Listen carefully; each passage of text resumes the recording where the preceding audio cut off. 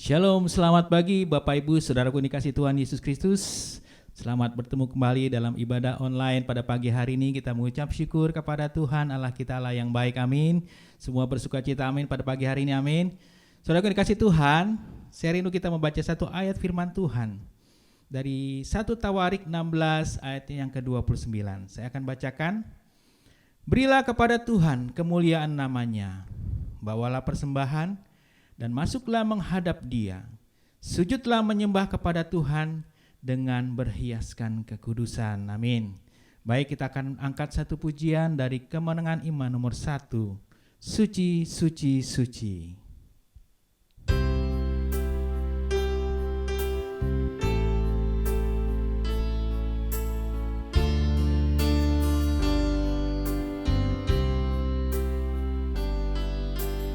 Suci, suci, suci, Allah Maha Tinggi. Pada siang dan malam ku beri pujian.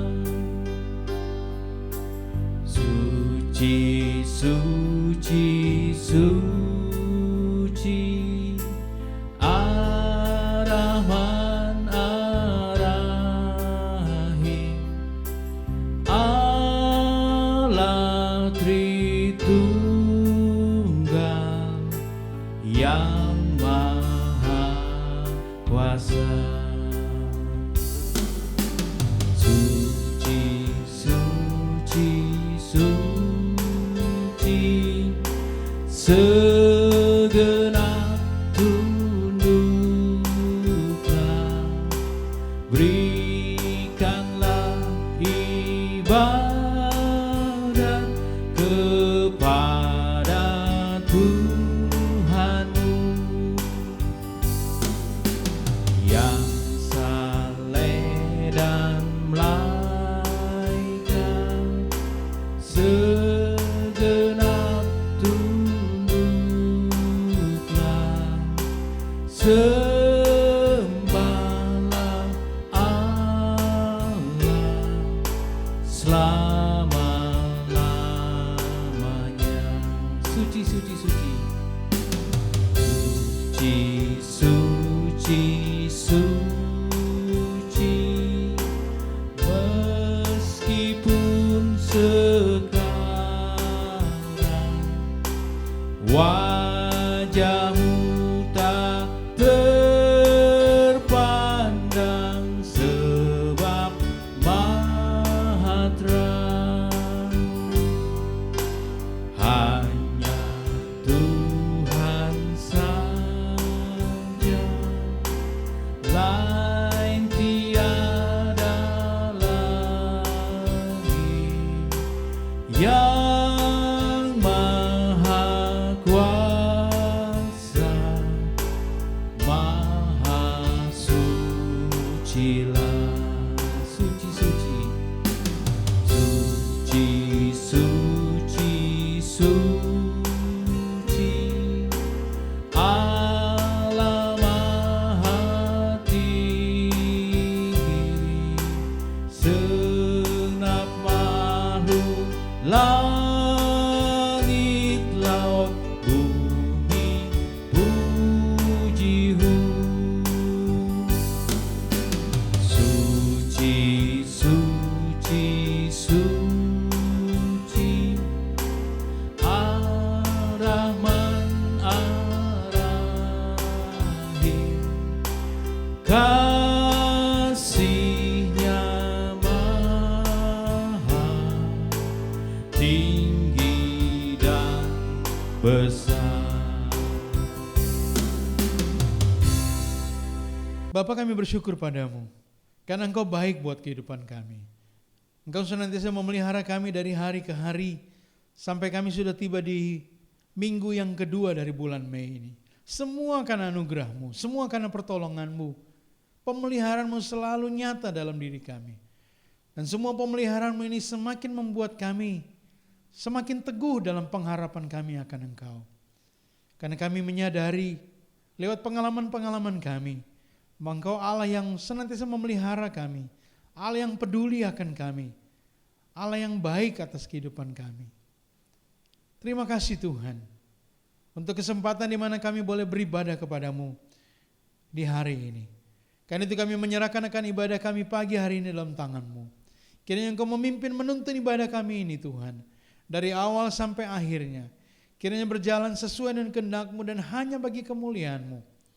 Bahkan kami semua yang beribadah, walaupun kami beribadah dari rumah kami masing-masing, kami akan menikmati kehadiran-Mu.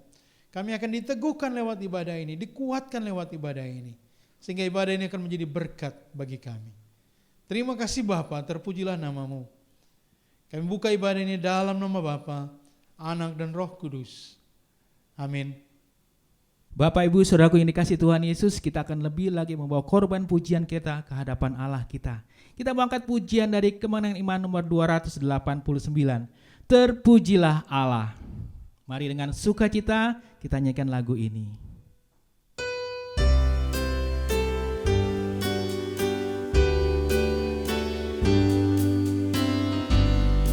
Terpujilah Allah, hikmat-Nya besar, begitu kasih-Nya untuk dunia jemaat, sehingga diberilah putranya kudus, mengangkat manusia serta menebus.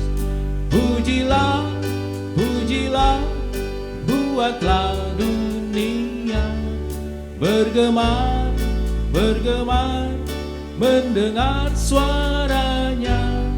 Datang pada Allah demi putranya, beri puji padanya sebab hikmat-Nya. Tebusan sempurna karena dibayar dengan darah Yesus yang tak berjemaah. Orang yang terhina pun dijanjinya, sesaat percaya diampuninya. Pujilah, pujilah, buatlah dunia bergemar, bergemar, mendengar suaranya. Datang pada Allah demi putranya, beri puji padanya sebab hikmat-Nya. Tiada terukur besar hikmat-Nya, penuhlah hatiku sebab anak-Nya, dan amatlah kelak hati kita senang memandang Yesus dalam surga celang. Pujilah, pujilah, buatlah dunia bergemar, bergemar, mendengar suaranya. Datang pada Allah demi putranya, beri puji padanya sebab hikmat-Nya. Amin. Bapak Ibu Saudaraku yang dikasihi Tuhan Yesus Kristus, kita akan siapkan hati kita untuk masuk ke dalam kebenaran firman-Nya. Dan tema hari ini adalah hati yang penuh dengan kemurahan. Saudaraku yang dikasihi Tuhan, biarlah firman Tuhan menjadi rema di dalam hati kita. Kita akan belajar dari Sang Guru Agung kita, Tuhan Yesus Kristus. Kita mau angkat satu pujian dari Kemenangan Iman nomor 96 yang mengatakan, aku memerlukan Dikau Tuhan. Kita mau katakan bahwa setiap jam, setiap waktu kita perlu Tuhan.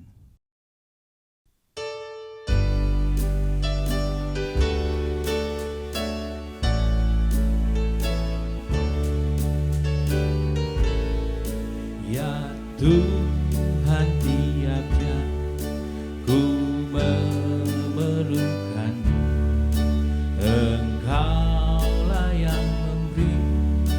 sejahtera penuh setiap jamnya Tuhan. Di Kau ku perlukan, ku datang juru selamat, berkatilah.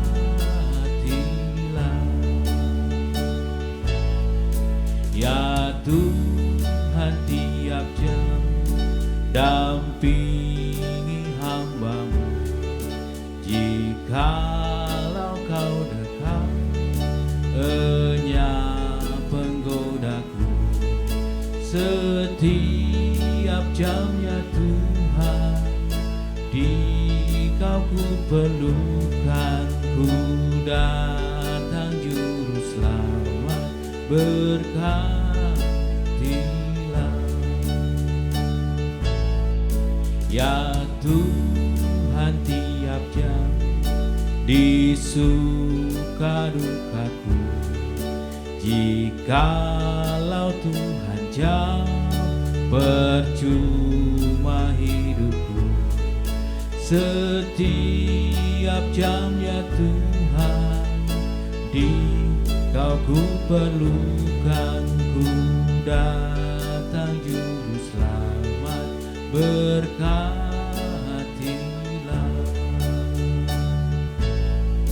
Ya Tuhan, tiap jam ajarkan maksud-Mu, beri janji-Mu genap di dalam hidupku.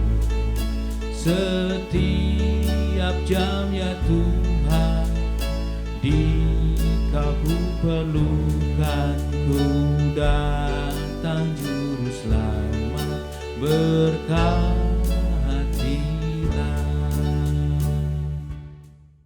Kita berdoa. Bapa, kami bersyukur padamu untuk anugerah-Mu yang selalu kami rasakan dalam kehidupan kami. Sampai kepada hari ini, minggu kedua di bulan Mei ini, kami terus merasakan anugerah pimpinan pertolongan Tuhan bagi kami. Kini kami siap untuk merenungkan firman-Mu. Kami mohon Roh Kudus menguasai hati dan pikiran kami, sehingga kami semua akan belajar dari Engkau sendiri, mengerti dan memahami firman-Mu, mengetahui apa yang Engkau kehendaki untuk kami lakukan dalam kehidupan kami. Hamba-Mu hanya alat belaka di tangan-Mu, ampuni, sucikan, kuduskan. Kiranya Engkau saja yang ditinggikan dan diagungkan lewat pemberitaan firman-Mu. Kehendak-Mu dinyatakan bagi kami, rencana-Mu dibukakan bagi kami Bapa, sehingga kami semua akan mengerti dan mampu untuk melakukan firman-Mu dalam kehidupan kami. Segala kuasa-kuasa yang bermaksud merebut benih firman-Mu, bahkan mengganggu jalannya pemberitaan firman-Mu, dalam nama Yesus kami hancurkan. Terima kasih Tuhan. Berbicaralah karena kami telah siap untuk mendengarkan firman-Mu. Dalam nama Yesus kami berdoa dan bersyukur. Amin. Shalom Bapak Ibu Saudara sekalian, kita bersyukur pada Tuhan karena Tuhan selalu baik dalam hidup kita. Dan kita ada sampai hari ini semua karena anugerah Tuhan buat kita. Di bulan Mei ini sebagaimana kita ketahui sejak minggu lalu kita masuk dalam tema bulanan yaitu hati Kristus. Dan secara khusus hari ini kita akan merenungkan tentang hati yang penuh dengan kemurahan. Hati Kristus yang penuh dengan kemurahan. Dan untuk itu saya mengajak kita semua membuka satu bagian firman Tuhan di dalam Roma pasal 2 ayatnya yang keempat.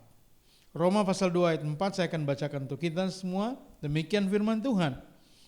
Maukah engkau menganggap sepi kekayaan kemurahannya, kesabarannya dan kelapangan hatinya? Tidakkah engkau tahu bahwa maksud kemurahan Allah ialah menuntun engkau kepada pertobatan?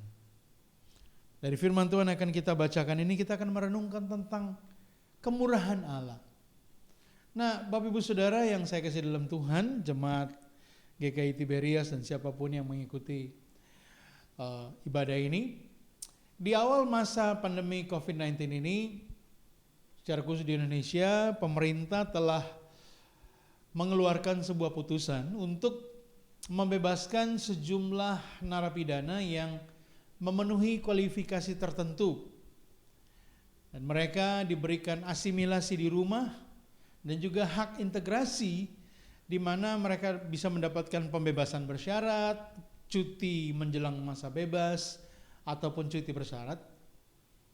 Secara khusus bagi mereka yang dapat memenuhi persyaratan tertentu, yaitu mereka sudah menjalani 2/3 dari masa tahanan mereka terhitung sejak 1 April 2020.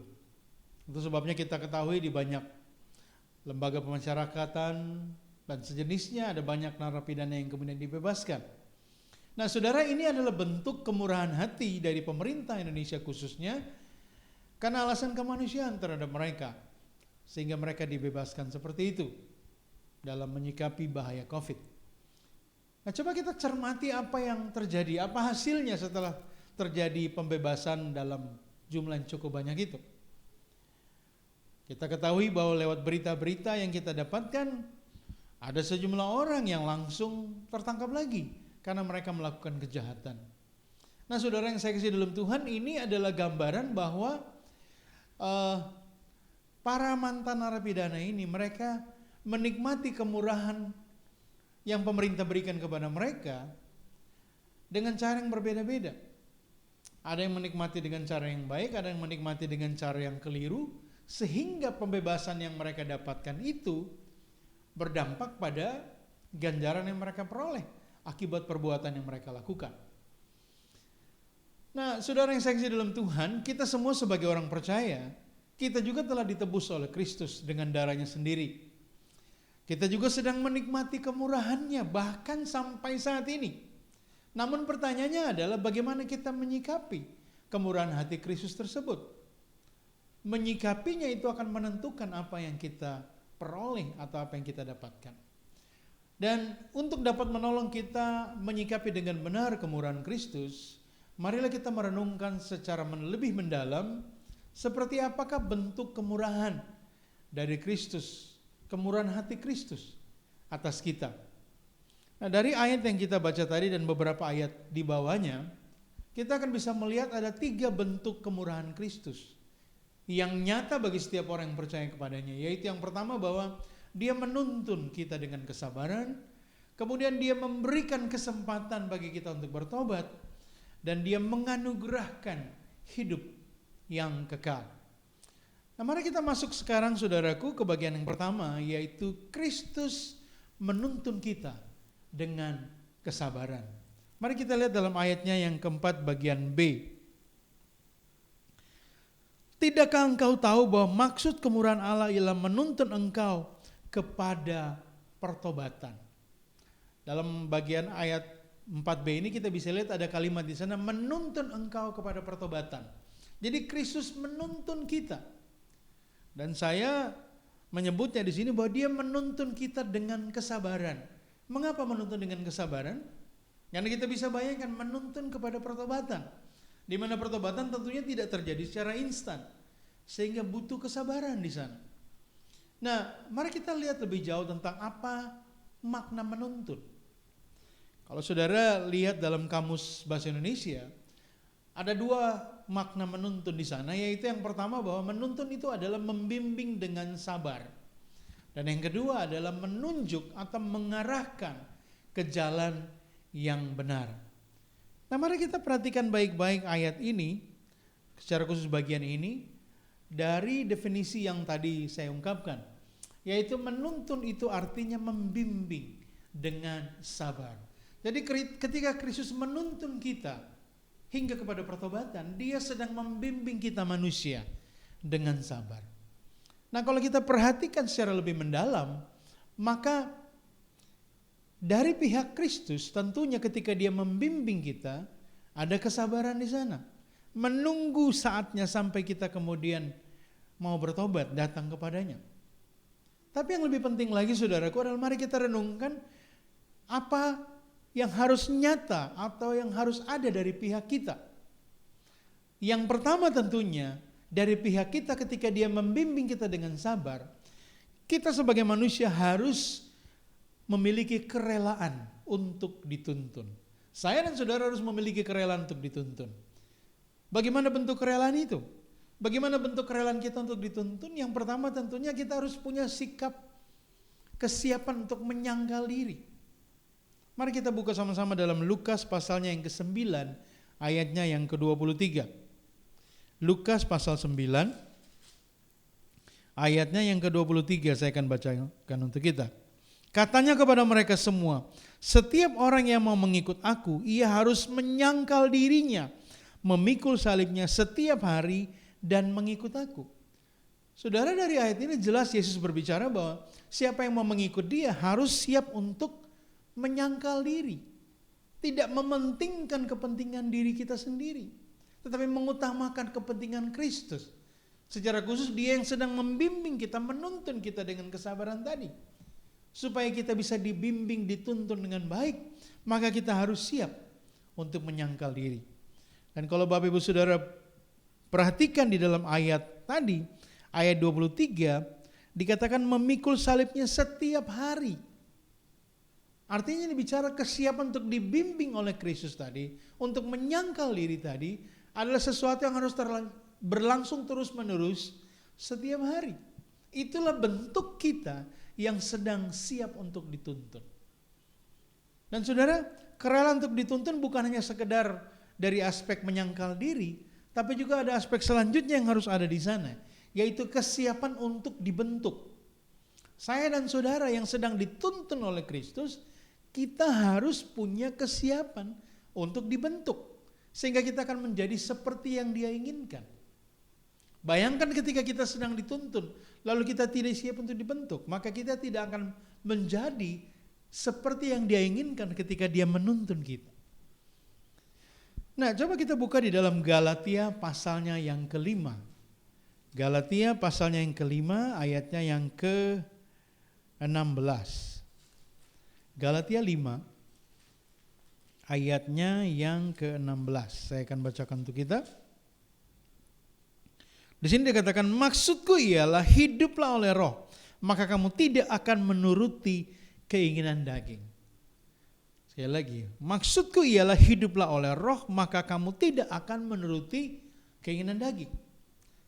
Saudara, supaya kita tidak menuruti keinginan daging, itu bukan sekedar saya dan saudara tidak menuruti keinginan daging, tapi ada yang harus kita lakukan. Di sini yaitu dikatakan hiduplah oleh roh. Jadi supaya kita bisa dibentuk ketika kita sedang dituntun oleh Kristus, kita harus hidup oleh roh. Nah, ketika saya dan saudara sedang memberi diri untuk hidup oleh roh, di situ dituntut kesiapan kita untuk dibentuk. Sehingga kita mau memberi diri kita untuk dibentuk oleh Kristus. Dalam melaksanakan apapun yang sedang kita kerjakan dalam kehidupan kita. Ketika Dia sedang mengarahkan kita, mari saudaraku, milikilah kesiapan untuk dibentuk olehnya. Hal yang kedua di dalam bagian yang pertama, yaitu Kristus menuntun kita dengan kesabaran. Saudaraku, dari diri kita bukan cuma harus ada kerelaan untuk dituntun, tapi harus juga ada harus juga ada kesungguhan untuk belajar. Bukan cuma rela dituntun lalu tidak belajar apa-apa, tapi rela dituntun mengikuti tuntunannya, sambil di sana harus ada kesungguhan untuk belajar dari Kristus. Nah, apa itu kesungguhan untuk belajar dari Kristus? Yang pertama tentunya belajar untuk memahami kehendak-Nya. Kalau kita mau belajar dari Dia, mari kita belajar untuk memahami kehendak-Nya. Coba kita lihat dalam Efesus pasalnya yang ke-5, ayatnya yang ke-17. Efesus pasal 5 ayatnya yang ke-17. Sebab itu janganlah kamu bodoh, tetapi usahakanlah supaya kamu mengerti kehendak Tuhan. Di sini firman Tuhan jelas menasihatkan kita supaya kita berusaha untuk mengerti kehendak Tuhan.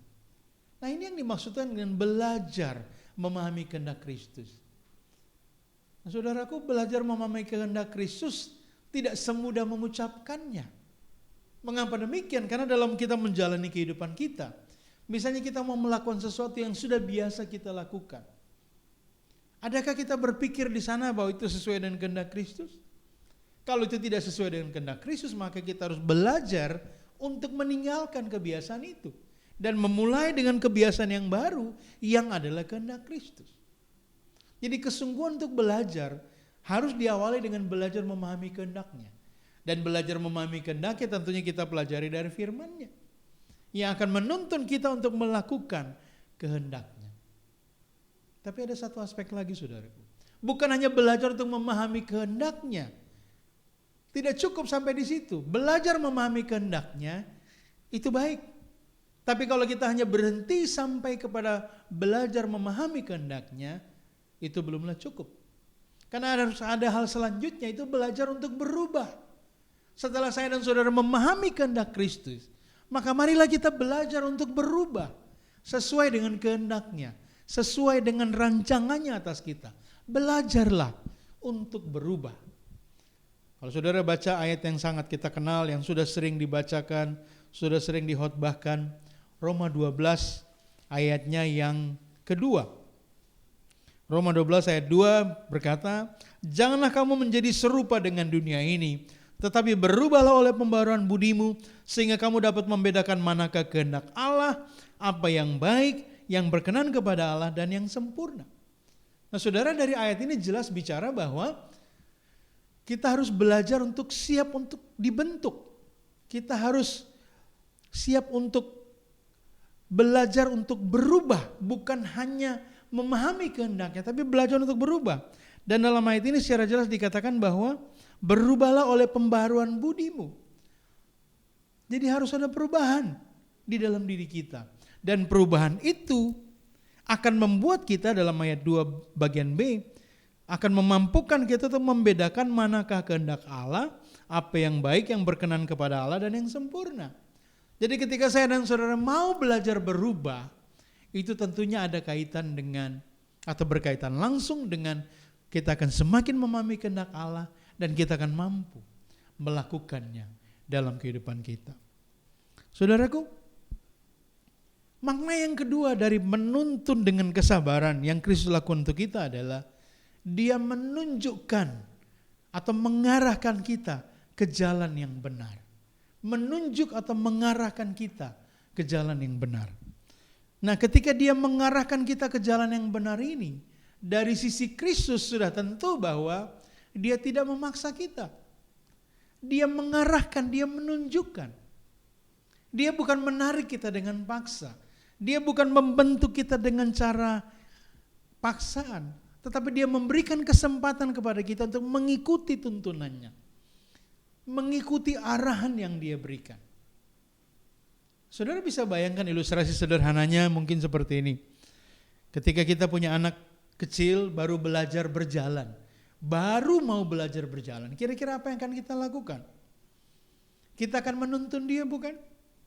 Kita akan menuntun dia, membiarkan dia berproses, menuntun dia untuk perlahan dia mampu untuk melangkahkan kakinya. Kita motivasi dia untuk berani melangkahkan kakinya. Kita ada di sekitarnya untuk menjaganya.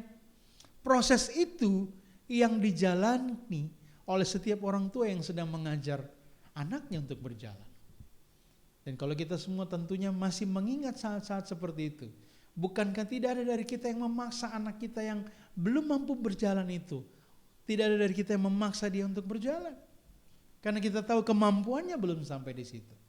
Nah saudara, inilah yang Kristus lakukan untuk kita. Dia menuntun kita, mengarahkan kita ke jalan yang benar. Tapi kembali pertanyaannya sekarang adalah, seperti apa respon kita? Seperti apa respon saya dan saudara? Nah saudaraku, respon kita yang pertama ketika Dia mengarahkan kita ke jalan yang benar adalah jangan keraskan hati.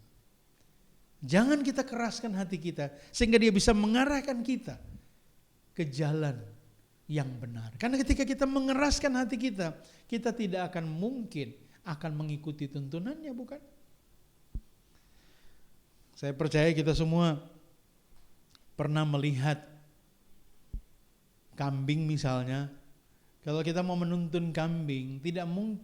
Kalau semakin kita memaksa, semakin kita menarik dengan paksa, akan semakin sulitlah kita menuntun kambing itu. Karena dia akan terus mengeraskan dirinya, dia akan terus menahan dirinya untuk tidak mengikuti paksaan kita. Sehingga proses kita untuk menuntunnya akan sulit ketika dia mengeraskan kehendaknya untuk tidak mengikuti kehendak kita. Itulah gambaran tentang kita manusia kalau kita mengeraskan hati kita. Ketika saya dan saudara mengeraskan hati kita, maka kita tidak akan bisa diarahkan ke jalan yang benar. Coba kita lihat di Roma pasal 2 yang sudah kita baca tadi, kita lihat di ayatnya yang kelima. Ayat 5 berkata begini, tetapi oleh kekerasan hatimu yang tidak mau bertobat, engkau menimbun murka atas dirimu sendiri. Jelas di situ, kekerasan hati. Ketika saya dan saudara mengeraskan hati kita, maka kita tidak akan bisa dituntun ke arah yang benar. Betul Allah kita, Kristus itu adalah memiliki hati yang murah hati. Dia dengan penuh kemurahannya bersabar memberikan kesempatan bagi kita untuk semakin hari semakin dekat kepadanya. Tapi ketika saya dan saudara mengeraskan hati, maka proses itu tidak akan berjalan dengan baik. Hal yang berikut saudaraku, aspek yang kedua dalam bagian ini adalah bukan cuma jangan mengeraskan hati, tapi kita harus siap mengikuti arahan. Kemana kita dituntun, mari kita siap mengikuti arahannya. Coba buka dalam Titus pasal 2 ayatnya yang ke-12. Titus pasalnya yang kedua, ayatnya yang ke-12. Ia mendidik kita supaya kita meninggalkan kefasikan dan keinginan-keinginan duniawi, dan supaya kita hidup bijaksana, adil dan beribadah dalam dunia sekarang ini. Ia mendidik kita untuk meninggalkan kefasikan dan keinginan duniawi. Bukankah itu bicara tentang siap mengikuti arahan, siap mengikuti didikan? Di sini juga dikatakan bahwa dia menuntun kita untuk bisa hidup bijaksana, adil dan beribadah di dunia. Semuanya menunjukkan bahwa saya dan saudara harus siap mengikuti arahan. Jadi saudaraku, kalau kita melihat bagian yang pertama ini, kita akan memahami bahwa Kristus memiliki hati yang pemurah. Dia menuntun kita dalam kemurahannya. Dia siap melakukan apapun di mana dia menuntun kita dengan kesabaran. Tetapi jangan gunakan kemurahan hati Kristus ini dengan cara yang keliru sehingga kita tidak akan pernah atau kita sulit untuk menjadi seperti yang dia inginkan di dalam kehidupan kita. Kita pindah ke bagian yang kedua. Tadi bagian pertama kita sudah merenungkan tentang Kristus menuntun kita dengan kesabaran. Yang kedua adalah dia memberi kesempatan bagi saya dan saudara untuk bertobat. Ayat 5 yang sudah kita baca tadi. Tetapi oleh kekerasan hatimu yang tidak mau bertobat, engkau menimbun murka atas dirimu sendiri pada hari waktu mana murka dan hukuman Allah yang adil akan dinyatakan. Saudara, kalau saudara perhatikan kalimat bagian akhirnya, frasa akan dinyatakan, itu menunjukkan kepada sesuatu yang belum terjadi. Artinya ada masa, ada kesempatan yang sedang terjadi. Nah, ini bicara tentang Kristus sedang memberikan kesempatan kepada saya dan saudara untuk bertobat. Pertanyaannya sekarang adalah bagaimana kita menyikapinya. Nah, saudara, cara pertama untuk menyikapi kesempatan yang dia berikan itu adalah dengan cara jangan menyepelekan anugerah yang Allah berikan. Jangan sepelekan anugerah yang Allah berikan. Mari kita lihat dalam ayat keempat yang sudah kita baca tadi. Ayat 4 berkata seperti gini. Maukah engkau menganggap sepi kekayaan kemurahannya, kesabarannya, dan kelapangan hatinya? Maukah engkau menganggap sepi kekayaan kemurahannya, kesabarannya, kelapangan hatinya? Saudara, menganggap sepi ini artinya tidak menghargai. Tidak menganggapnya sebagai sesuatu yang penting. Itu makna menganggap sepi. Meremehkan, menyepelekan. Nah, kita sebagai orang percaya, saudaraku, jangan sampai kesempatan yang Kristus berikan kepada kita untuk bertobat ini kita sepelekan. Nah, saya mau mengajak kita untuk merenungkan lebih mendalam.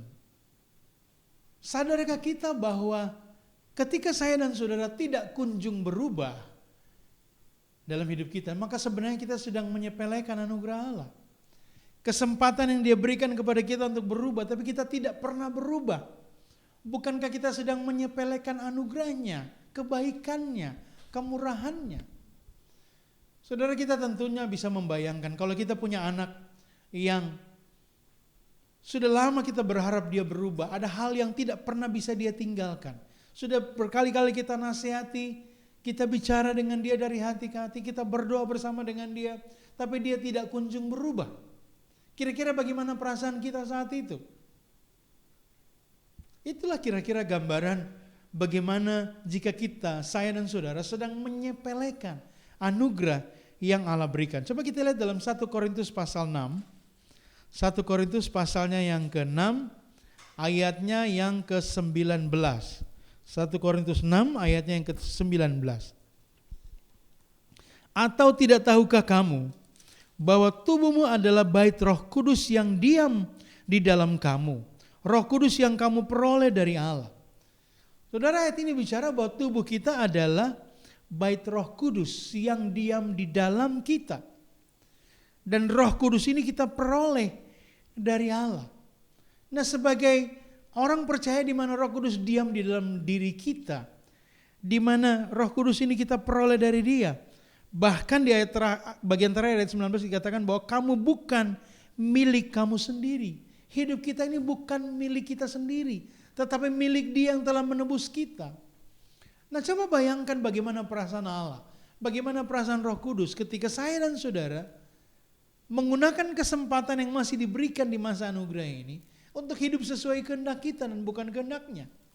Bukankah kita sedang menyepelekan anugerahnya yang Dia berikan kepada kita sebagai kesempatan bagi kita untuk memperbaiki diri, untuk hidup benar di hadapannya? Sadarkah kita juga bahwa ketika kita tidak menuruti kehendak Allah, kita sedang menjadikan diri kita musuh Allah? Kadang-kadang ini tidak kita sadari. Bahwa ketika saya dan saudara sedang tidak mengikuti kehendak Allah, kita sedang menempatkan diri kita atau menjadikan diri kita sebagai musuhnya. Kadang-kadang secara manusia kita hanya berpikir tidak melaksanakan kehendak Allah, ya sekedar gagal dalam menaati firman-Nya. Kadang-kadang pikiran kita hanya seperti itu. Ketika hari ini saya gagal mengasihi orang misalnya, oh sudahlah, saya gagal mengasihi orang, saya gagal mengikuti firman Tuhan. Saudara, tidak sesederhana itu. Karena ketika kita tidak menuruti kehendak Allah, kita bagaikan sedang menjadikan diri kita musuh Allah. Untuk lebih jelas, mari kita buka dalam Yakobus pasalnya yang ke-4. Yakobus pasalnya yang ke-4. Ayatnya yang ke-4 sampai ayat yang ke-5. Yakobus 4 ayat 4 sampai 5. Hai kamu orang yang tidak setia, tidakkah kamu tahu bahwa persahabatan dengan dunia adalah permusuhan dengan Allah? Jadi barang siapa hendak menjadi sahabat dunia ini, ia menjadikan dirinya musuh Allah. Janganlah kamu menyangka bahwa kitab suci tanpa alasan berkata, roh yang ditempatkan Allah di dalam diri kita diingininya dengan cemburu. Saudara, mari perhatikan hidup kita masing-masing. Apakah cara hidup kita, kebiasaan kita sedang menggambarkan bahwa sesungguhnya kita sedang bersahabat dengan dunia? Dan ketika kita sedang bersahabat dengan dunia, itulah kita sedang menjadikan diri kita musuh Allah. Saudaraku, dengan dua aspek ini, ketika kita sedang menyepelekan anugerah Allah dengan tidak pernah berubah, ketika kita sedang terus-menerus bersahabat dengan dunia sehingga kita menjadikan diri kita musuh Allah, ini adalah gambaran bahwa kita sedang menyepelekan anugerah Allah, kesempatan yang Dia berikan kepada kita untuk berubah. Hal selanjutnya, saudaraku, dalam bagian ini, ketika Allah memberi kesempatan bagi kita untuk bertobat, selain jangan menyepelekan anugerahnya, jangan juga menyia-nyiakan kesempatan yang masih diberikan. Kalau saya dan saudara masih ada sampai saat ini, artinya kesempatannya masih ada. Jangan sia-siakan, saudaraku, kesempatan itu. Coba kita lihat dalam 2 Petrus. Surat Petrus yang kedua, pasalnya yang ketiga. 2 Petrus 3 ayat 14 sampai ayatnya yang ke-15. Saya akan bacakan untuk kita. Sebab itu saudara-saudaraku yang kekasih, sambil menantikan semuanya ini, kamu harus berusaha supaya kamu kedapatan tak bercacat dan tak bernoda di hadapannya dalam perdamaian dengan Dia. Lihat ayat selanjutnya. Anggaplah kesabaran Tuhan kita sebagai kesempatan bagimu untuk beroleh selamat. Seperti juga Paulus saudara kita yang kekasih telah menulis kepadamu menurut hikmat yang dikaruniakan kepadanya. Saudaraku, jadi ketika kita masih diberikan kesempatan untuk menikmati semua ini, semua kesabaran Tuhan ini adalah sebagai kesempatan bagi kita untuk beroleh keselamatan, untuk berubah, untuk semakin melakukan apa yang Dia kehendaki. Ingat ini baik-baik saudaraku. Dikatakan kamu harus berusaha supaya kamu kedapatan tak bercacat dan tak bernoda di hadapan. Jadi kesempatan yang Allah berikan ini, yang masih kita miliki harus kita isi, harus kita buktikan dengan kehidupan yang tak bercacat dan tak bernoda di hadapannya. Itulah wujud kita sedang tidak menyanyiakan kesempatan yang Allah berikan. Nah, mungkin saudara bertanya mengapa kita harus seperti itu? Jelas. Karena apa? Karena yang pertama kesabaran Allah ada batasnya. Betul Allah itu panjang sabar, murah hati. Tetapi kesabarannya ada batasnya. Apa batasnya saudaraku? Batasnya adalah kesempatan bagi kita untuk hidup di dunia. Usia kita misalnya. Tidak selamanya kita akan hidup di dunia.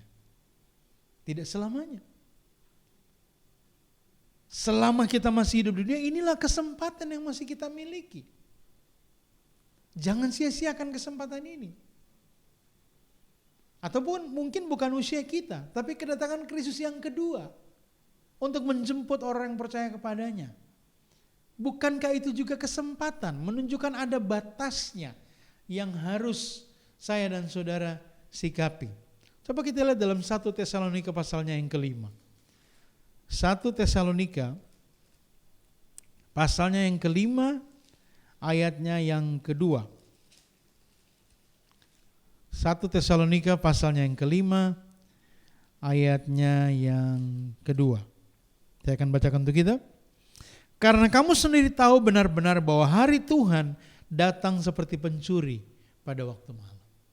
Saudara, kedatangan Kristus, hari Tuhan, itu datang seperti pencuri. Kita tidak tahu Dia kapan akan datang. Karena itu mari kita pikirkan ini baik-baik. Jangan menyia-nyiakan kesempatan yang masih Tuhan berikan kepada kita. Kristus dalam kemurahannya masih memberikan kesempatan bagi kita untuk berubah, untuk menjadi lebih baik, untuk bertobat. Jangan sia-siakan kesempatan itu saudaraku. Yang berikutnya saudaraku, aspek berikutnya dalam hal menyanyiakan kesempatan. Bukan cuma karena kesabaran Allah ada batasnya, tetapi juga karena menyanyiakan menyanyiakan kesempatan itu sama dengan menumpuk atau menimbun murka Allah atas kita. Kembali ke Roma 2 pasal 2 ayat 5a tadi. Tetapi oleh kekerasan hatimu yang tidak mau bertobat, engkau menimbun murka atas dirimu sendiri pada hari waktu mana murka dan hukuman Allah yang adil akan dinyatakan. Kita memang belum mengalami murka Allah yang dinyatakan nanti. Tapi saat ini ketika saya dan saudara sedang menyia-nyiakan kesempatan ini, firman Tuhan katakan itu sama saja dengan kita sedang menimbun, menumpuk murkanya. Saudara, jangan biarkan itu terjadi. Jangan biarkan semua kesempatan yang Dia berikan kepada kita ini kita sia-siakan. Kebenaran yang ketiga, yang terakhir untuk pagi ini. Hati Kristus yang penuh dengan kemurahan, Dia tunjukkan, Dia buktikan bukan hanya dengan menuntun kita dengan kesabaran, bukan hanya dengan memberi kesempatan bagi kita untuk bertobat, tapi juga dengan menganugerahkan hidup yang kekal kepada kita. Mari kita baca ayat 6 sampai ayatnya yang ke-8 dari Roma pasal 2. Ia akan membalas setiap orang menurut perbuatannya, yaitu hidup kekal kepada mereka yang dengan tekun berbuat baik, mencari kemuliaan, kehormatan dan ketidakbinasaan. Tetapi murka dan geram kepada mereka yang mencari kepentingan sendiri, yang tidak taat kepada kebenaran, melainkan taat kepada kelaliman. Penderitaan dan kesesakan akan menimpa setiap orang yang hidup berbuat jahat, pertama-tama orang Yahudi dan juga orang Yunani. Tetapi kemuliaan, kehormatan dan damai sejahtera akan diperoleh semua orang yang berbuat baik, pertama-tama orang Yahudi dan juga orang Yunani. Sebab Allah tidak memandang bulu. Secara khusus dalam ayat 6 sampai 8 saudaraku, kita dapat melihat bahwa oleh Allah kita diberikan atau dianugerahkan hidup yang kekal. Setiap orang yang percaya kepadanya diberikan hidup yang kekal. Itu janjinya. Pertanyaannya sekarang adalah bagaimana kita menyikapi hidup kekal yang Kristus anugerahkan kepada kita. Ketika kita percaya kepadanya, kita beroleh keselamatan. Hidup kekal itu dianugerahkan kepada kita. Tapi hidup kekal yang sudah kita miliki itu saudaraku, bagaimana kita menyikapinya? Nah, dalam kebenaran ketiga ini, hal pertama yang perlu kita pahami adalah kita harus mengerjakan keselamatan kita dengan takut dan gentar. Mengerjakan keselamatan kita dengan takut dan gentar. Mari kita buka Filipi pasal yang kedua.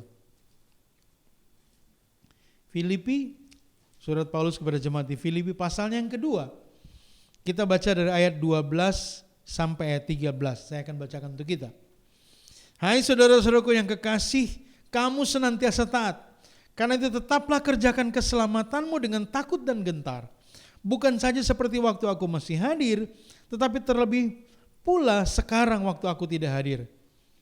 Karena Allah lah yang mengerjakan di dalam kamu baik kemauan maupun pekerjaan menurut kerelaannya. Nah saudaraku, dalam ayat 12 itu dikatakan tetaplah kerjakan keselamatanmu dengan takut dan gentar.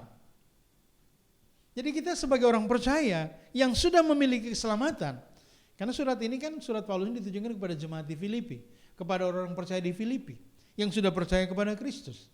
Nah kepada orang yang sudah percaya kepada Kristus inilah firman Tuhan ini datang. Yaitu dengan menasihati mereka tetap mengerjakan keselamatan mereka dengan takut dan gentar. Nah saudara, apa maknanya mengerjakan keselamatan di dalam ayat ini? Apa maknanya? Sudah jelas makna dari mengerjakan keselamatan dalam Filipi 2 ayat 12 ini. Yang dimaksudkan bukanlah proses penyelamatan kita.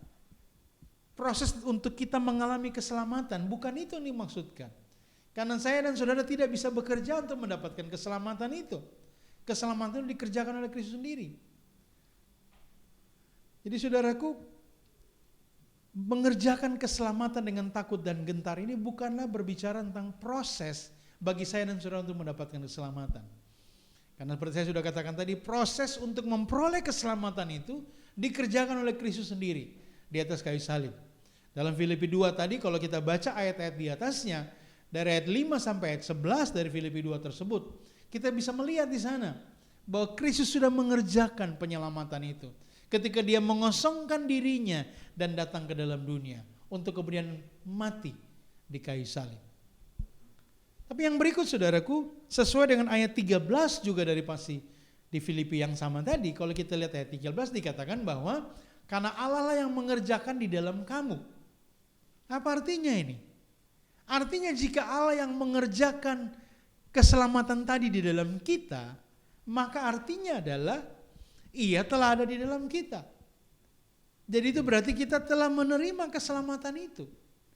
Jadi yang kita kerjakan keselamatan dengan takut dan gentar ini bukan dalam rangka untuk memperoleh keselamatan. Tetapi keselamatan yang telah kita terima ini, itu yang harus kita kerjakan dengan takut dan gentar. Kalau begitu apa maknanya? Saudara, makna mengerjakan keselamatan di ayat ini adalah bagaimana saya dan saudara mengisi keselamatan kita yang telah kita peroleh itu dengan membuktikan bahwa saya dan saudara layak disebut anak-anak Allah. Kita harus mengisi keselamatan kita dengan membuktikan bahwa kita layak disebut sebagai anak-anak Allah. Tetap dalam Filipi 2 tadi, mari kita lihat ke bawah ke ayatnya yang ke-15. Filipi 2 ayat 15 berkata begini. Supaya kamu tiada beraib dan tiada bernoda sebagai anak-anak Allah yang tidak bercela di tengah-tengah angkatan yang bengkok hatinya dan yang sesat ini, sehingga kamu bercahaya di antara mereka seperti bintang-bintang di dunia. Saudara, dari ayat ini kita lihat dengan jelas, ya. Ayat di atasnya tadi yang bicara tentang mengerjakan keselamatan dengan takut dan gentar, pada bagian bawahnya bicara supaya apa? Supaya saya dan saudara, dalam hal ini di ayat ini, supaya jemaat di Filipi, mereka hidup tiada beraib dan tiada bernoda. tiada bercela di tengah angkatan yang bengkok hatinya. Jadi itu maknanya bahwa kita harus mengisi keselamatan ini, mengerjakan keselamatan ini dengan hidup tidak bercela. Nah saudara, tanggung jawab pembuktian diri sebagai anak-anak Allah ini akan semakin dalam maknanya jika kita mencerna kalimat dalam ayat 13 tadi yang berkata, karena Allah lah yang mengerjakan di dalam kita.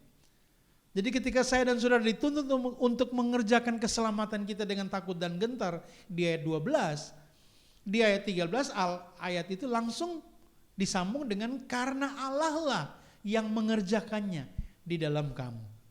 Ada koma antara ayat 12 dan 13, itu sambung langsung. Jadi Allah yang mengerjakannya, ketika kita mengerjakan keselamatan kita dengan takut dan gentar tadi, Allah lah yang mengerjakannya di dalam kita. Kalau kita lihat dalam Alkitab bahasa Inggris dikatakan, for it is God who works in you to will and to act. Jadi Allah yang bekerja di dalam kita, sehingga kita akan mampu melakukan. Jadi saudaraku, di balik kemurahan Allah untuk kita menikmati hidup kekal yang sudah Dia siapkan, yang sudah Dia berikan kepada setiap orang yang percaya kepadanya, di situ terletak tanggung jawab, pembuktian bahwa saya dan saudara pantas menjadi anak-anak Allah. Ada tanggung jawab pembuktian di sana bahwa saya dan saudara pantas memperoleh keselamatan itu. Itulah makna dari mengerjakan keselamatan dengan takut dan gentar. Bukan sekedar membanggakan keselamatan yang sudah kita miliki di dalam Kristus, tapi kita buktikan bahwa kita pantas dan layak menerima keselamatan itu.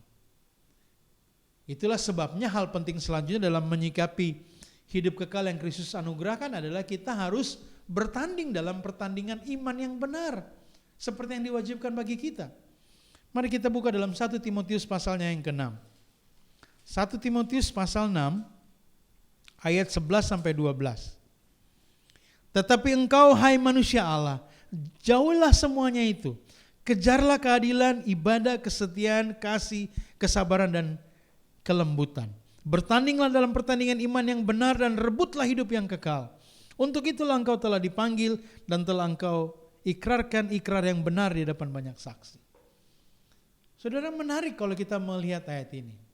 Dikatakan bahwa hai engkau manusia Allah. Artinya ini jelas berbicara tentang orang yang sudah memiliki keselamatan. Sebagai orang yang sudah memiliki keselamatan, ayat itu berkata, jauhilah semuanya itu. Perbuatan-perbuatan dosa, kejarlah keadilan, ibadah, kesetiaan dan lain-lain. Bertandinglah dalam pertandingan iman yang benar.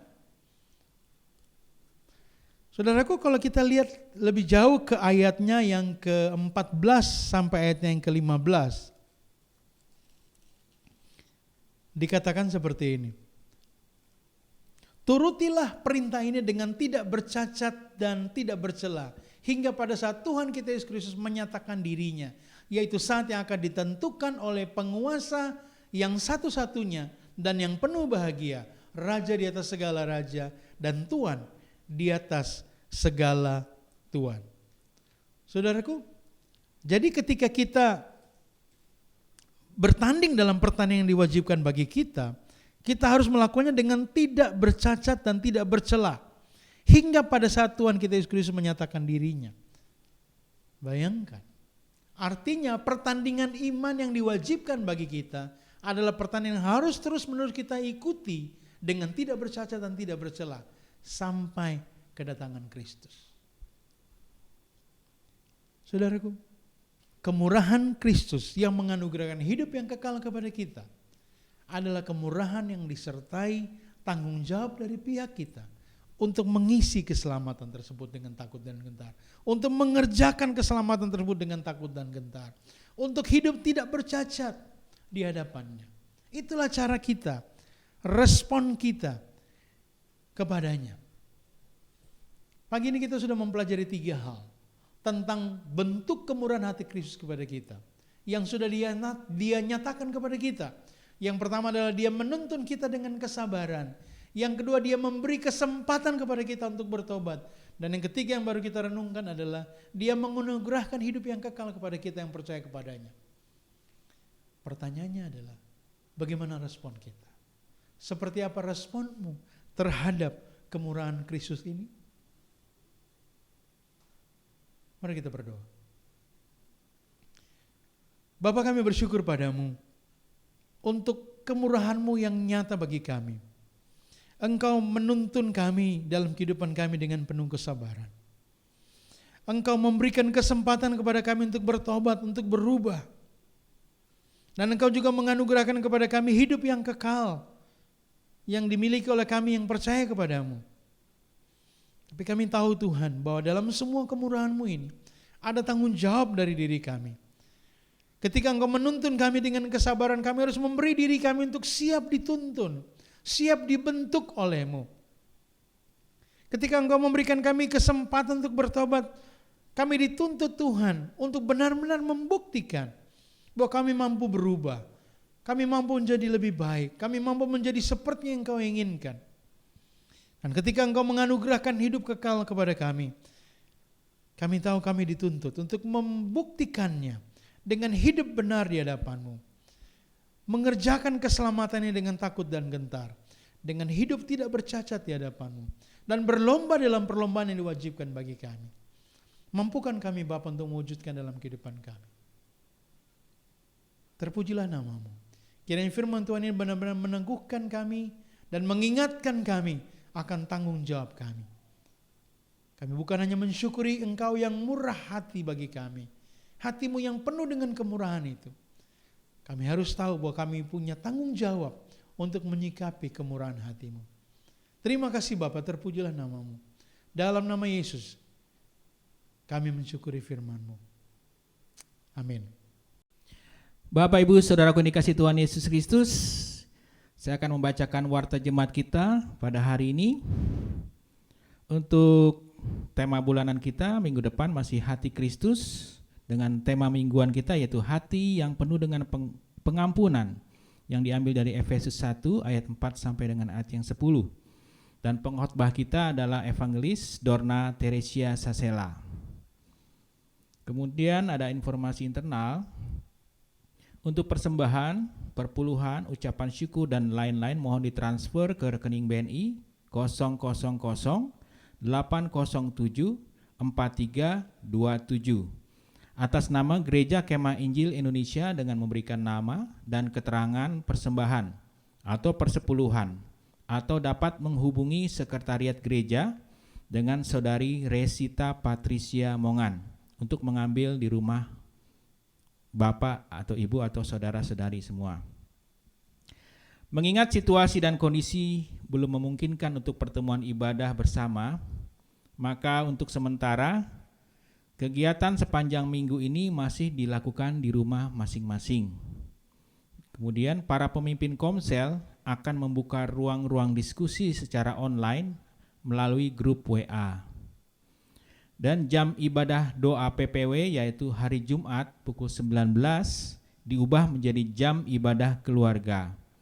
Pokok-pokok doa akan di-share oleh koordinator doa.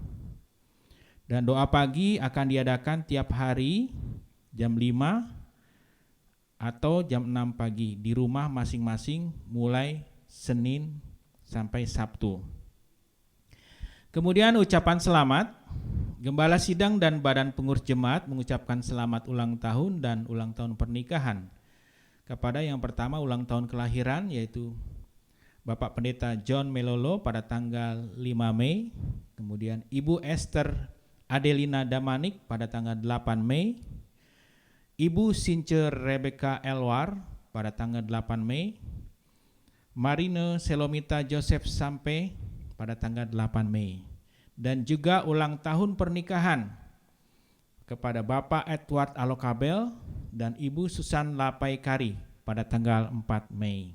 Kiranya Tuhan Yesus senantiasa memberikan kekuatan dan kesehatan, serta melimpahkan berkat-Nya dalam kehidupan sehari-hari, keluarga, pendidikan, usaha, pekerjaan, pelayanan, dan terutama kesetiaan dalam mengiring dan melayani. Tuhan Yesus memberkati kita semua. Amin. Demikianlah warta jemaat kita, saudaraku. Kita akan mengakhiri ibadah kita pada pagi hari ini. Kita bersyukur kepada Tuhan kita, Allah yang setia. Dia akan menjaga kita Dia bersama kita, sebab Dia Allah kita, Allah Immanuel. Kita mau angkat satu pujian yang mengatakan, Engkau ada bersamaku di setiap musim hidupku, bersamaku Bapa.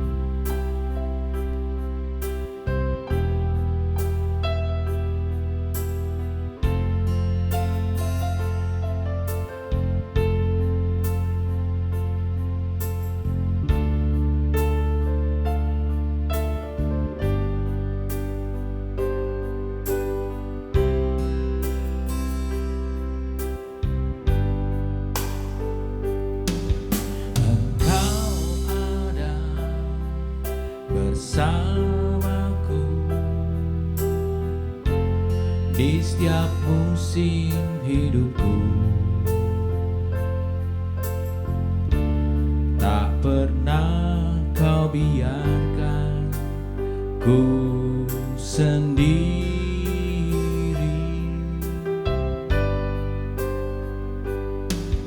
Kekuatan di jiwaku adalah bersamamu,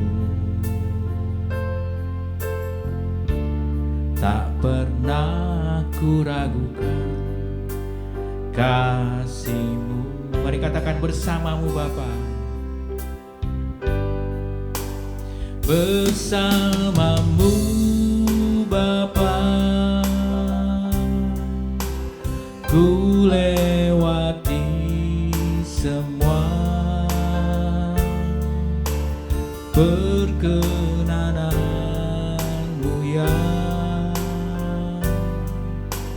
teguhkan hatiku. Engkau yang bertindak, memberi pertolongan,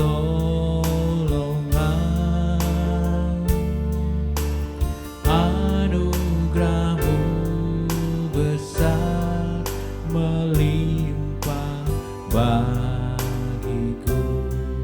Kita angkat pujian sekali lagi. Engkau ada bersamaku, Engkau ada bersamaku di setiap musim hidupku, tak pernah Kau biarkan ku sendiri.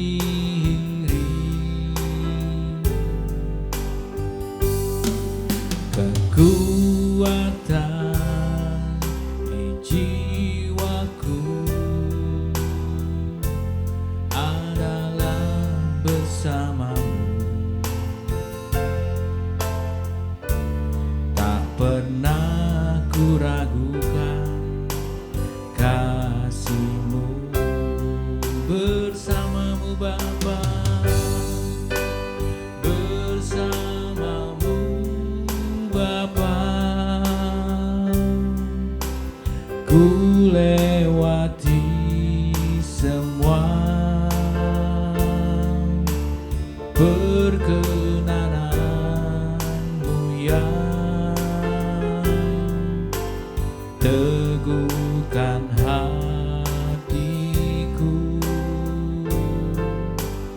Engkau yang bertindak, memberi pertolongan, anugerah-Mu besar melimpah bagiku. Sekarang katakan, bersamamu Bapa, bersamamu Bapa, ku lewati semua perkenanan-Mu yang teguhkan hatiku. Engkau yang bertindak,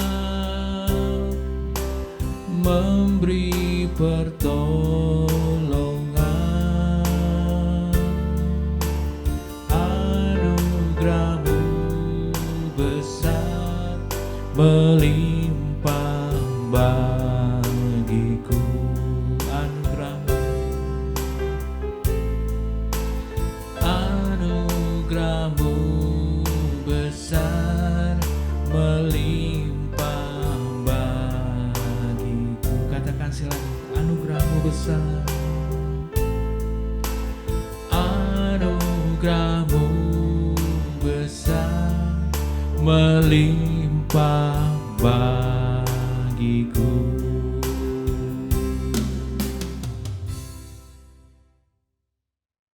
Benar Tuhan, sesuai dengan pujian yang kami nyanyikan. Itulah yang kami alami dalam hidup kami. Bahwa anugerah-Mu besar bagi kami. Anugerah-Mu selalu melimpah bagi kami. Sehingga dalam keadaan apapun ketika kami menjalani kehidupan yang penuh dengan pergumulan dan tantangan. Khususnya selama masa pandemi COVID-19 ini Tuhan. Kami terus menerus merasakan anugerah-Mu, kebaikan-Mu, kekuatan dari-Mu Tuhan. Terima kasih untuk itu Tuhan. Kami bersyukur bersama-sama dengan jemaat kami yang berulang tahun dalam minggu ini. Kami bersyukur bersama dengan hamba-Mu Pendeta John Melolo yang berulang tahun pada tanggal 5 Mei. Tuhan berkati beliau. Terus teguhkan hatinya. Terus berikan kekuatan kesehatan kepada beliau dalam menjalani kehidupan. Dalam kondisi yang seperti beliau alami saat ini. Kami sungguh bersyukur melihat kekuatan yang Tuhan berikan kepadanya. Bagaimana beliau dapat menikmati hidupnya bersama dengan Tuhan. Terus berkati dia di usia yang baru yang masih Tuhan percayakan. Jadikan dia alat berkat bagi Tuhan. Dengan cara Tuhan sendiri. Ketika dia mendoakan orang lain. Ketika dia mengingat orang lain. Dan mendoakan orang lain. Tuhan kiranya memberkati dia. Berkati juga keluarganya Bapak. Kami bersyukur bersama dengan Ibu Esther Adelina Manik. Yang berulang tahun pada tanggal 8 Mei. Terima kasih Tuhan untuk usia yang baru yang Tuhan berikan kepada Ibu Esther. Tuhan terus berkati beliau dalam kehidupannya. Kehidupannya sehari-hari. Tuhan saja menjadi kekuatan baginya, penghiburan baginya. Dalam menjalani semua aktivitasnya, pekerjaannya Tuhan. Yang mengharuskan beliau setiap hari berjalan cukup jauh dalam pekerjaannya. Secara khusus ketika belum ada masa COVID seperti ini. Kiranya Tuhan terus melindungi dan memberkati dia. Bahkan sampai masa-masa seperti ini, ketika tentunya dia tidak banyak bekerja di sekolah di tempat dia mengajar seperti biasa karena kondisi. Tapi kiranya pemeliharaan Tuhan selalu terus ada atasnya. Kecukupan dari Tuhan selalu terjadi dalam hidupnya. Bapak kami berdoa juga bersyukur untuk Ibu Sinca Rebecca Elwar yang berulang tahun pada tanggal 8 Mei. Terima kasih Tuhan juga untuk usia yang baru yang Kau berikan kepada Ibu Sinca. Engkau terus memberkati beliau dalam pekerjaannya Tuhan. Sehingga apapun yang dia kerjakan di tempat pekerjaannya, lewat pekerjaannya nama Tuhan dibesarkan. Lewat kehidupannya akan menjadi berkat bagi orang, keluarga di tempat di mana dia bekerja. Hal-hal yang dia rindukan, yang dia inginkan, yang dia butuhkan, Tuhan saja yang mencukupkan. Kami juga berdoa buat anak kami Merin Selemita Yosef Sampe yang berulang tahun pada tanggal 8 Mei. Tuhan juga kami berdoa untuk anak kecil ini Tuhan. Sejak dia kecil kiranya Engkau menolong memberkati dia dalam pertumbuhan. Kiranya dia bertumbuh di dalam pertolongan Tuhan, di dalam kasih Tuhan. Sejak dia kecil kiranya dia belajar untuk mengenal Tuhan lewat didikan kedua orang tuanya. Terima kasih Bapak. Kami juga berdoa bersyukur bersama dengan keluarga Bapak Edward Alokabel dan Ibu Susan yang berulang tahun pernikahan pada tanggal 4 Mei. Kami bersyukur untuk pernikahan mereka yang telah Engkau pelihara sampai saat ini. Kami terus serahkan keluarga mereka dalam tangan Tuhan. Tuhan berkati mereka. Supaya keluarga mereka semakin dipererat di dalam Tuhan. Kasih mereka semakin menyatu, semakin kuat. Berkati untuk anak mereka cinta. Sejak dia kecil Tuhan membimbing dia dalam pertumbuhannya. Baik secara fisik maupun pertumbuhan rohani lewat bimbingan kedua orang tuanya. Berkati Pak Edu dalam pekerjaan Tuhan. Khususnya dia bekerja di tempat di mana cukup rawan dalam masa-masa COVID-19 karena dia bekerja di rumah sakit. Tuhan lindungi dia secara khusus, jauhkan dia dari gangguan penyakit ini Tuhan. Pelihara dia Tuhan. Terima kasih Bapak.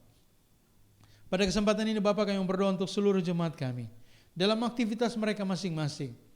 Dalam pekerjaan Tuhan berkati pekerjaan mereka. Dalam usaha Tuhan berkati usaha mereka. Di mana masa-masa seperti sekarang ini Tentunya banyak usaha dan pekerjaan yang menjadi goncang, menjadi terganggu.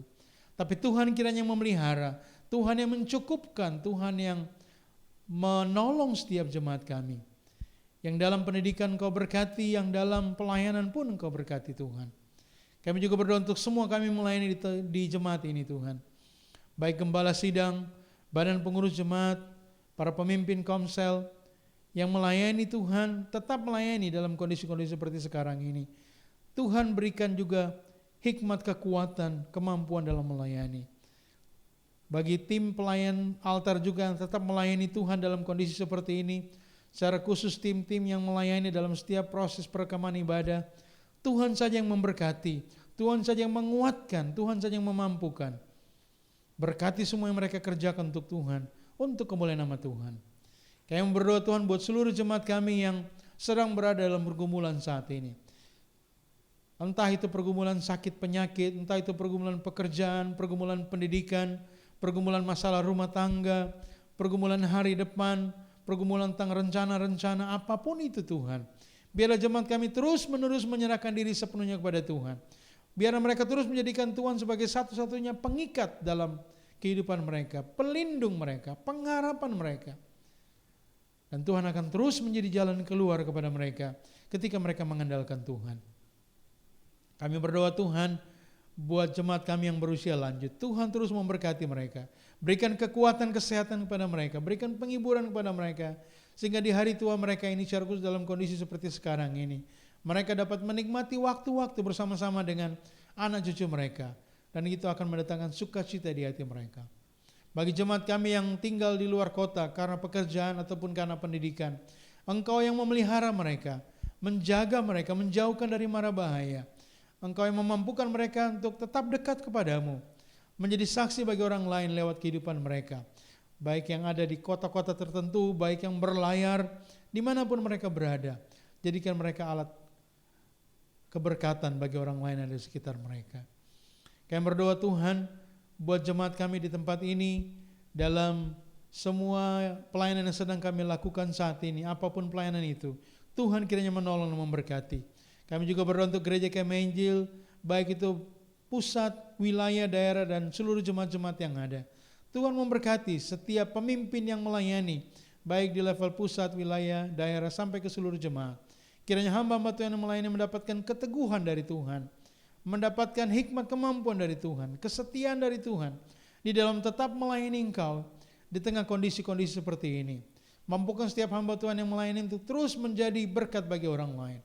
Dan gereja kami secara khusus, gereja KMI Injil seluruh Indonesia akan menjadi berkat bagi orang lain. Sehingga lewat pelayanan gereja kami, nama Tuhan dipuji dan dibesarkan. Pada kesempatan ini Bapak kami mau berdoa mengingat akan saudari Marsiliati Ligit yang melayani di Taiwan. Tuhan memberkati dia, pelihara dan lindungi dia. Jaga kesehatannya Tuhan. Tolong dalam pelayanannya supaya lewat pelayanannya banyak jiwa dapat dibawa kepada Tuhan. Akhirnya kami mau berdoa Tuhan buat jemaat-jemaat kami yang secara khusus bekerja di lingkungan medis. Ada yang bekerja di rumah-rumah sakit, di klinik-klinik. Tuhan nggak mau menyerahkan mereka secara khusus dalam tangan Tuhan. Berkati mereka Tuhan, yang sudah memberi diri mereka untuk menjadi pelayan bagi orang lain. Yang sudah memberi diri mereka dengan menghadapi risiko yang besar di tempat-tempat pekerjaan mereka, di rumah-rumah sakit. Engkau kiranya yang melindungi mereka Tuhan. Engkau yang memberkati pekerjaan mereka. Engkau yang menjauhkan mereka dari bahaya penyakit ini. Engkau yang meneguhkan hati mereka, memampukan mereka melayani dengan sebaik-baiknya. Dan akhirnya kami berdoa Tuhan buat bangsa dan negara kami dalam mengatasi masalah COVID-19 ini. Tuhan kiranya menolong Presiden kami Pak Jokowi dalam memikirkan, memutuskan hal-hal penting, hal-hal krusial bagi negara kami. Engkau yang berikan hikmat, kemampuan, kekuatan kepadanya. Dan biarlah semua yang diputuskan itu merupakan bagian dari rencana Tuhan, bagian dari kehendak Tuhan yang nyata untuk bangsa kami. Terima kasih Bapa, terpuji namamu. Kami bersyukur untuk persembahan yang diberikan oleh setiap jemaatmu. Berkati juga persembahan ini agar dapat dipakai dalam pelebaran pekerjaan-Mu di jemaat kami. Terima kasih Bapa. Kini kami akan mengakhiri ibadah kami. Kami bersyukur untuk pimpinan-Mu, pertolongan dan berkat-Mu yang kami rasakan dalam ibadah ini, dari awal sampai akhirnya. Kini kami siap untuk mengakhiri semuanya. Karena itu kami menyerahkan diri kami dalam tangan Tuhan. Saya mengajak jemaat yang ada di rumah untuk berdiri. Mari arahkan hati dan pikiranmu kepada Tuhan.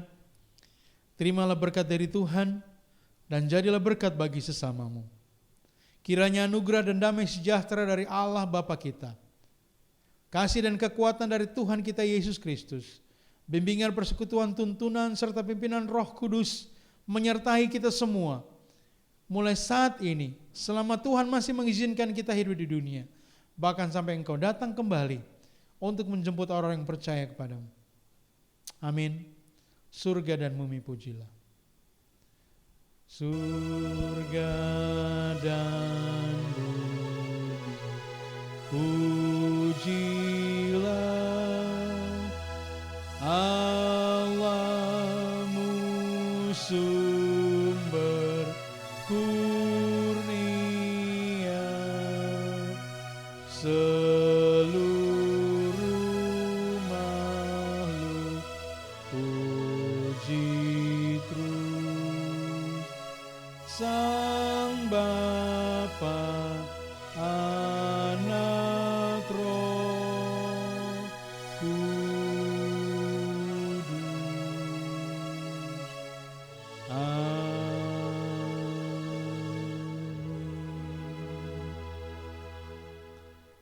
Ibadah kita telah selesai. Pada semua yang telah melayani hari ini, terima kasih untuk pelayanannya. Pada seluruh jemaat yang ada di rumah, Tuhan memberkati kita sekalian. Selamat hari Minggu.